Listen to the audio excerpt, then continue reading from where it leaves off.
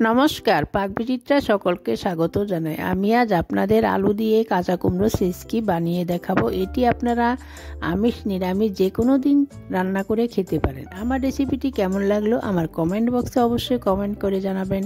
আর এই ধরনের নতুন নতুন রেসিপি পেতে হলে আমার চ্যানেলটি সাবস্ক্রাইব করতে ভুলবেন না। আর নোটিফিকেশন পেতে হলে বেল আইকনটি অবশ্যই প্রেস করে দিবেন। পাশে থাকার জন্য ধন্যবাদ।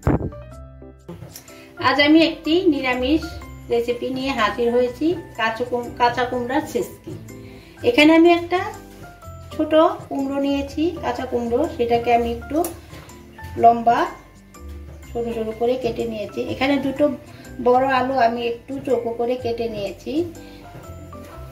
রান্নাটা আমি সর্ষের তেলে করব। সর্ষের তেল নিয়েছি, নুন নিয়েছি, হলুদ নিয়েছি, দুটো কাঁচা লঙ্কা মাঝখানে চিড়ে নিয়েছি, ফোড়নের জন্য 5 ফোড়ন নিয়েছি, দুটো শুকনো লঙ্কা নিয়েছি। দেখুন আমি একটা ননস্টিক কড়াইতে 3 টেবিল চামচ সর্ষের তেল দিয়ে গরম করে নিয়েছি। এখন আমি ফোড়নে দিয়ে দিচ্ছি দুটো শুকনো লঙ্কা। শুকনো লঙ্কাটা একটু ভেজে নিচ্ছি।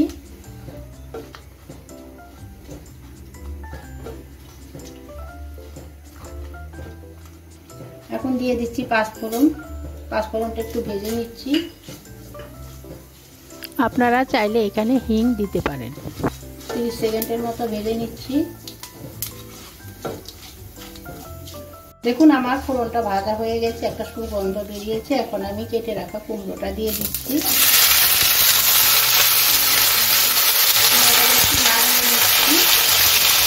আলুটা দিয়ে দিচ্ছি। এখন একটু ভেজে নিচ্ছি। 1 মিনিট আমি আলু আর কুমড়োটা তেলের মধ্যে ভেজে নিচ্ছি।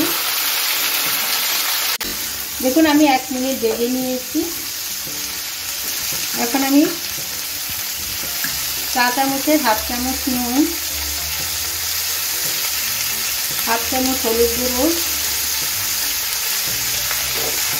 দিয়ে ভালো করে কষিয়ে নিচ্ছি 2 মিনিটের মতো। এখন আমার 2 মিনিট হয়ে গেছে। আমি একটু মশলার সঙ্গে মিশিয়ে নিচ্ছি। এখন আমি ঢাকা দিয়ে দিচ্ছি। গ্যাসটা আমি লো টু মিডিয়ামে রেখে রান্নাটা করব। এখানে আমি কোনো জল ব্যবহার করব না, কুমড়ো আর আলুর জলেই আমি রান্নাটা করে নেব। দেখুন আমি ঢাকা দিয়ে 3 মিনিটের মতো রান্না করে নিয়েছি। আমার সবজি থেকে দেখুন হালকা জল উঠে গেছে। এখন আমি এভাবেই নেড়ে চেড়ে সবজিটা রান্না করে নেব। আবার আমি ঢেকে দেব। আমি লো টু মিডিয়ামে রেখেছি। দেখুন আমার সিসকিটা প্রায় হয়ে এসছে, 2 মিনিট হয়ে গেছে। এখন আমি কাঁচা লঙ্কা দুটো দিয়ে দিচ্ছি, দিয়ে আবার আমি 2 থেকে 3 মিনিট ঢাকা দিয়ে রেখে দিচ্ছি। দেখুন আমার কাঁচা কুমড়ো সিসকি তৈরি হয়ে গেছে। আর সিসকিটা একটু মাখো হবে। এখন আমি গ্যাসটা বন্ধ করে দিয়ে নামিয়ে নিচ্ছি। দেখুন একটু মাখো হয়ে গেছে। এখানে আমি কোনো মিষ্টি ব্যবহার করছি না, কুমড়োটাই মিষ্টি।